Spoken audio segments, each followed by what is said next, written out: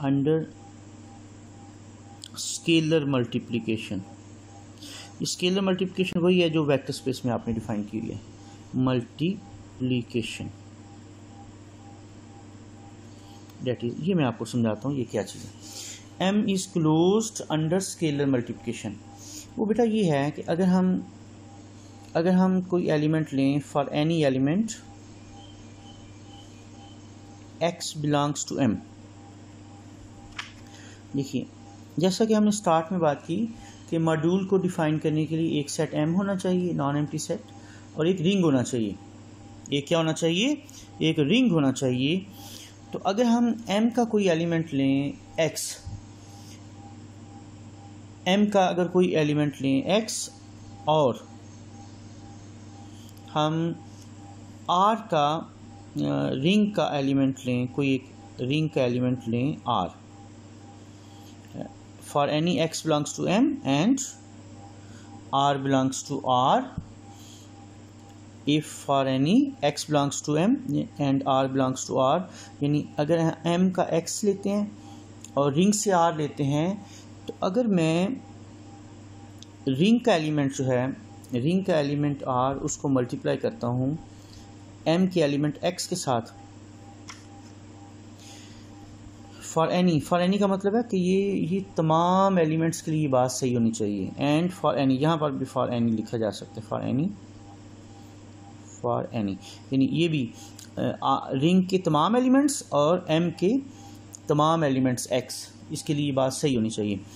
अगर मैं रिंग का एलिमेंट जो r है इसको m के एलिमेंट x से मल्टीप्लाई करता हूँ, ठीक है, तो ये बेटा ये इसका जो आंसर है, इसका रिज़ल्ट वो m में से निकलना चाहिए। उसका रिज़ल्ट, उसका आंसर m का एक एलिमेंट आना चाहिए। This is called scalar multiplication, ठीक है, scalar multiplication of m over r, ring के ऊपर। इसी तरह की स्केलर मल्टीप्लिकेशन वेक्टर स्पेस में डिफाइन करते हैं। उसमें m की जगह v होता है और r की जगह फील्ड f होता है। r की जगह क्या होता है? फील्ड f होता है। तो मैं उम्मीद करता हूँ कि आपको ये दोनों प्रॉपर्टीज़ समझ आ गई होंगी। अब बेटा अब मैं आगे की प्रॉपर्टीज़ जो हैं वो मैं डिस्कस करने जा रहा हूँ M3, ठीक है, M3 मैं डिस्कस करने जा रहा हूँ। मैं इसको इधर ही लिख देता हूँ। ये देखिए जगह है हमारे पास ये, ठीक है, ये जगह है, हम इधर ही लिख देते हैं, ओके, ताकि आपके लिए आसानी होगी। ये M3 ये है M3 कि अगर हम कोई से दो एलिमेंट्स लें, for all, this symbol means for all, यानी ये बात फॉर एनी लिख लें या फॉर ऑल लिख लें, एक ही बात है। R और S में दो एलिमेंट्स ले रहा हूँ, कहाँ से? रिंग में से। If for all r s belongs to R, यानी अगर हम रिंग के कोई से दो एलिमेंट्स लें, अगर हम रिंग के कोई से दो एलिमेंट्स लें एंड और x और y कोई से दो एलिमेंट्स लें, किसके? सेट m के, यहाँ पर भी फॉर ऑल लिख लें। इसका ये मतलब है कि रिंग के कोई से दो एलिमेंट्स आर एस लें और m के कोई से दो एलिमेंट्स लें, x और y लें, तो इसमें M3 के अंदर तीन कंडीशंस आती हैं। नंबर वन,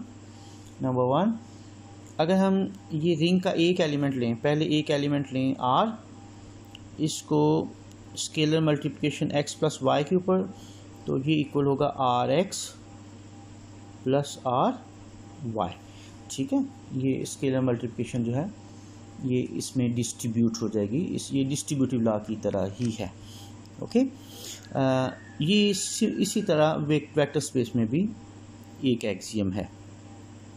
दूसरा एक्सियम ये है कि अगर r प्लस s, ये हम ले रहे हैं r और s रिंग के एलिमेंट्स ले रहे हैं, और m का सिर्फ एक एलिमेंट लें, x ले लें या y ले लें, फ़र्ज़ कीजिए x ले लेते हैं, तो ये भी यहाँ पर भी डिस्ट्रीब्यूशन जो है वो ट्रू होगी, rx प्लस sx, ठीक है। तो ये हम इस तरह से ये r, यानी यूँ कह लीजिए जैसे स्केलर मल्टीप्लिकेशन हम इसको सेपरेट कर सकते हैं, rx प्लस sx। इसका थर्ड है थर्ड पार्ट है बेटा वो है कि हम पहले जो x है, what is x, an element from m, ठीक है।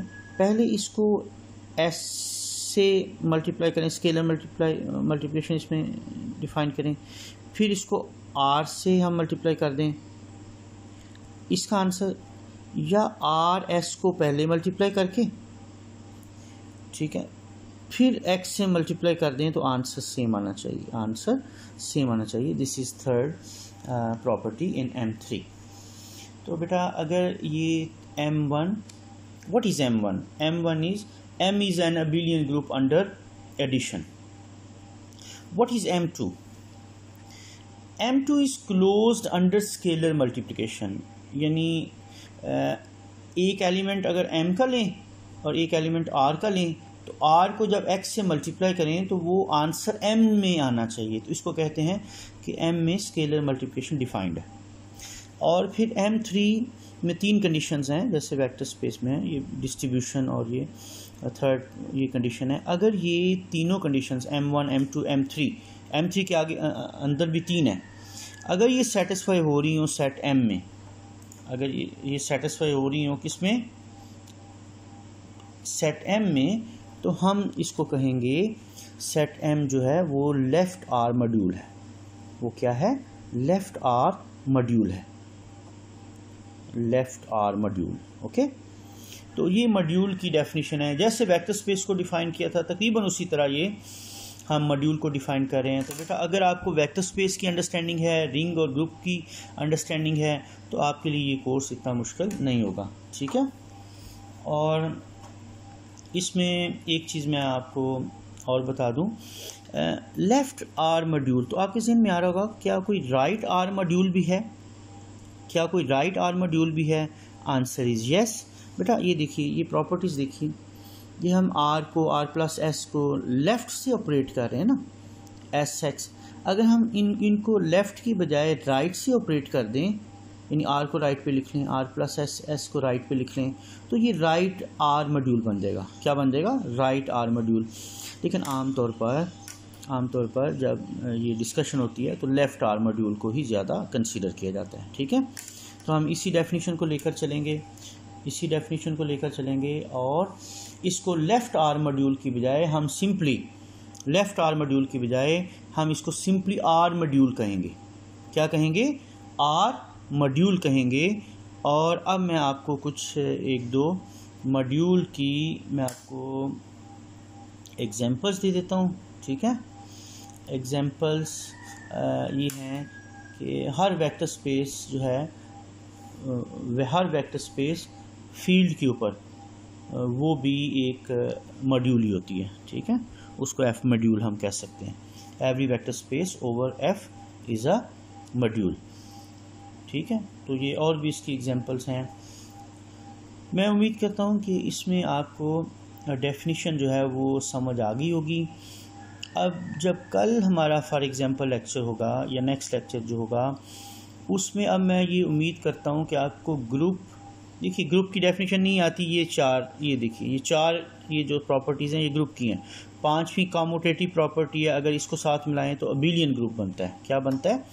Abelian group. ओके, तो ये ग्रुप की डेफिनेशन आ गई इसके अंदर, ये रिंग की डेफिनेशन आ गई, ये फील्ड की डेफिनेशन आ गई, रिंग और फील्ड में फ़र्क आ गया सामने, ये मॉड्यूल की डेफिनेशन आ गई। मॉड्यूल की डेफिनेशन अगर समझ आ गई है तो वेक्टर स्पेस जाके पढ़ेंगे वो भी समझ आ जाएगी, वैसे आपने पहले पढ़ी हुई है। तो मैं उम्मीद करता हूँ कि अब नेक्स्ट किसी भी क्लास में मॉड्यूल की डेफिनेशन जो है वो आपके जहन में होगी, ठीक है। तो मैं उम्मीद करता हूँ कि आपको समझ आ गई। अपना फीडबैक दीजिएगा। Thank you so much. अल्लाह हाफ़िज़।